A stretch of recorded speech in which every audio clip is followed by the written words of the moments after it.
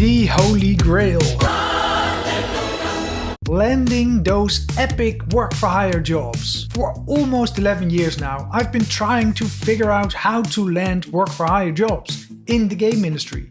And after my last video, and more specifically after reading your comments, I realized that many of you out there are looking for that Holy Grail too. So why not share my experience in the hope that you may benefit from it and hopefully land some cool work-for-hire jobs as well, or just get a bit more insight in how someone in the game industry tried to make a living. That's enough music for now, lads. When danger reared its ugly head, he bravely turned his tail and fled. Yet brave Sir Robin turned about and gallantly he chickened out. During the first few years of creating games, I got insanely lucky. I landed a work-for-hire job that required me to build around 40 smaller games for a local multiplayer gaming platform. The years that I was creating these games, together with my very small team, I always jokingly call my internship into the game industry. It of course wasn't an internship at all, it was a very serious job which provided me the means to build an indie game studio upon. But when looking back, I don't think we had any serious clue as to what made a great game. Maybe not even what made a game fun. Therefore, I call it the internship years. The time we were learning to apply our crafts while also kickstarting our game studio. It may sound a bit silly, but we landed this job by putting up a paid advertisement on a sort of Dutch eBay website. While at the time the idea seemed quite stupid, the truth was that nobody did this, and it proved to be absolutely genius. It only cost us a few euros per month, and it ended up providing us with work for about 4 to 5 years.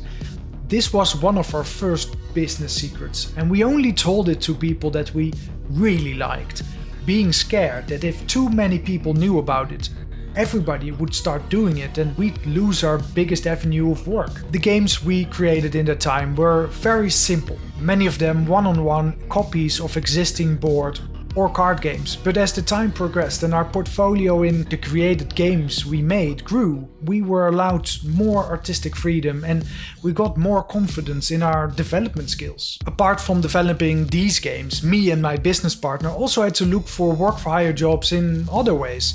But I was young and not very confident, and we didn't have any serious portfolio yet.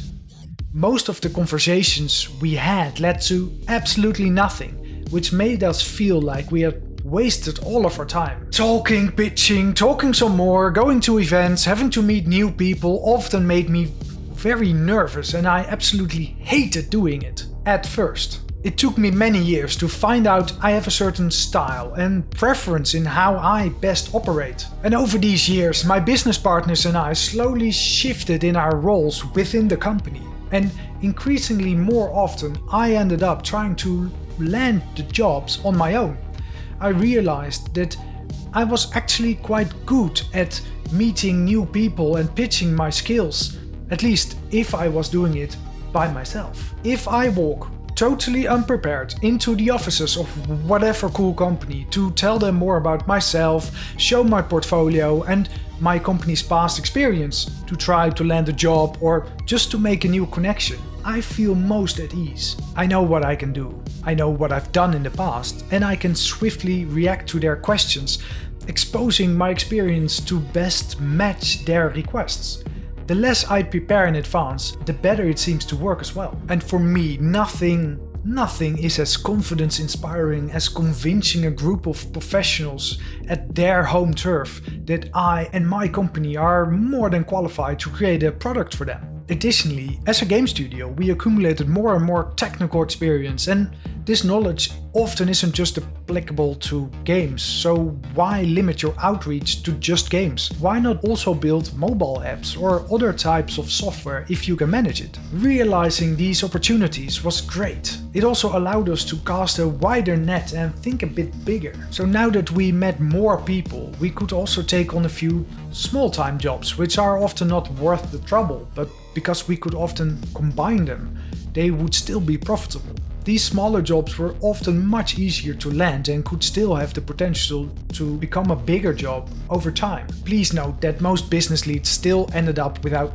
any work. I don't want to give you the wrong impression here. It wasn't that magically everything we touched turned into gold. Not at all. But just when I was starting to get the hang of it and really started liking doing the business development, the year of hell happened. Now, I still think this is one of the best foreshadowed Star Trek Voyager episodes, and, well, 4 years later, I still don't like to look back at 2020. The year of hell really wasn't any fun. I hope you do like this video thus far, and I would very much appreciate it if you'd click that like button. Anyways. Sometime in January 2020, I remember me saying to my business partners that it felt like it was either going to be the best year or the worst year ever. Man, don't you also think it's either going to be the best year ever or the worst year ever? We had loads of work for hire leads and we had just procured the funding for our second entertainment title. And well, everybody was absolutely buzzing from the excitement. And then I was away on holiday having snowy fun in the mountains. And wham! COVID hit home and most of Europe came to a dead stop. And just like everybody, we were forced to temporarily close down our offices and send the whole team home. All of my business leads, all the work for hire jobs we had, gone in an instant. We did still have the funding for our entertainment game, but with everyone being forced to work from their homes, the process of creating a game was absolutely terrible, and it resulted in a horrible game as well. Hank's voicemail.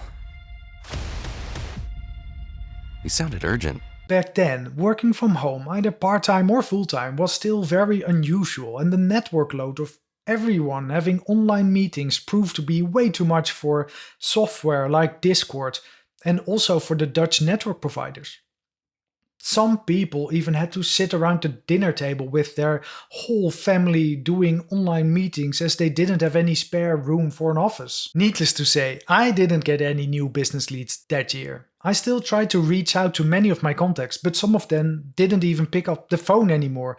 Nobody replied to my emails and while all public events were cancelled. The year of hell really took out a lot of our reserves and dampened our spirits, but we managed to get through it somehow. However, we did find that somehow our business goals had shifted. We didn't trust our capacity to find enough work for hire to support our studio and instead wanted to focus more on creating our own entertainment games. Fast forward through the development of City of Springs and me leaving my own company to now, working in the industry as a solo game developer. I didn't plan to do any work for hire this year. 2024 was going to be the year to detox, relax, only do the fun stuff.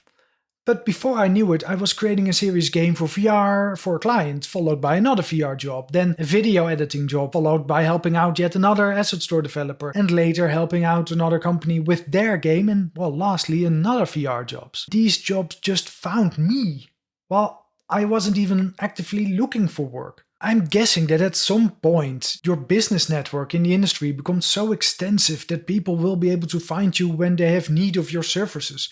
And seeing how massive the industry is, there's always someone looking. So as long as you have made the path to find you easy to find, they will inevitably start to find you at some point. I think this makes a whole lot of sense. And I hope it will inspire others who want to start freelancing in the game industry but don't yet dare to also make the leap to just start their own business. And to people who are already trying for a few years to not give up, as it will get easier over time if you just keep on trying. Successfully being my own boss for so long has been an absolute blast, and I wouldn't change it for the world. For as long as it's working, I'll always choose to be independent. So if you are a bit like me, then buckle up and keep on keeping on. I really hope you liked this video once again. It certainly was a lot of fun for me to create this one, and I trust to see you again next week.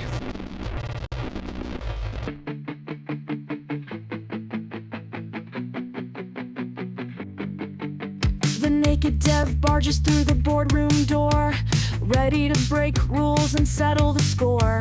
They're trying to box me, can't take no more. I'm a firestorm they can't ignore. Pitching like a hurricane, tearing through the night. Got my ammo ready, I'm the king of the fight. They can't handle my heat, gonna shine so bright. Pitching like a why'd they ever try?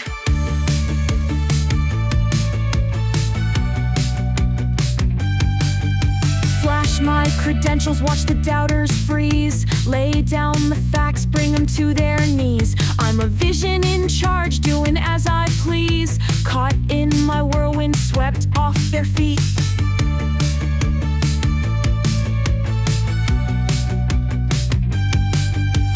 Pitching like a hurricane, tearing through the night. Got my ammo ready, I'm the king of the fight. They can't handle my heat, gonna shine so bright. Pitching like a why'd they ever try?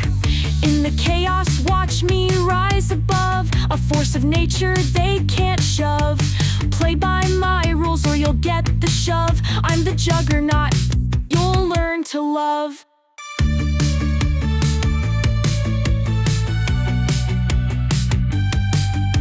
Got the pitch perfect like a symphony, turning skeptics into my devotees. You want to win? Well, you better see. No one's pitching harder than me.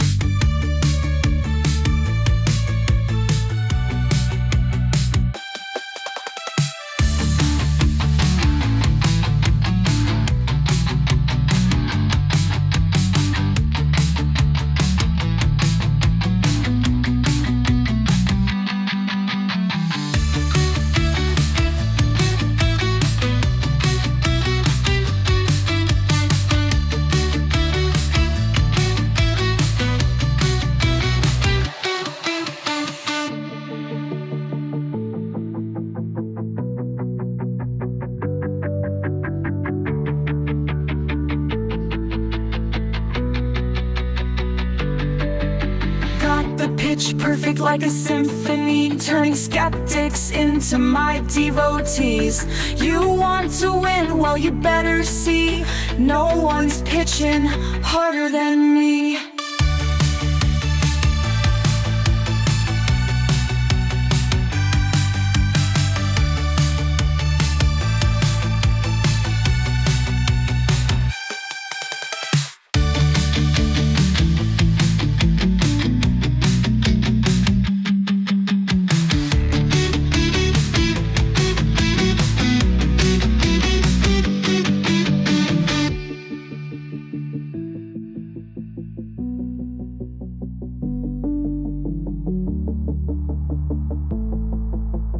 I'm the juggernaut you'll